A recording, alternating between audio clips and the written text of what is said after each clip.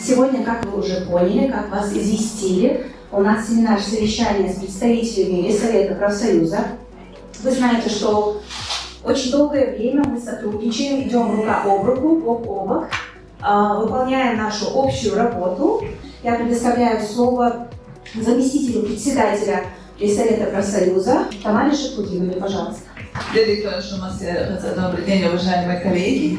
Я вас так называю, потому что я тоже педагог. Со школы пришла в профсоюз, поэтому мы уже такие подобные встречи проводим по всей республике, во всех районах нашей республики. Руководство департамента любезно нам предоставило сегодняшнюю встречу. Вопросы, которые мы сегодня хотим с вами обговорить и внести некоторые разъяснения в вопросах, это изменения в трудовом законодательстве, то изменение, которое внесено в постановление о заработной плате педагогических работников, и вопросы охраны труда, а также изменения, которые внесены в порядок аттестации педагогических работников.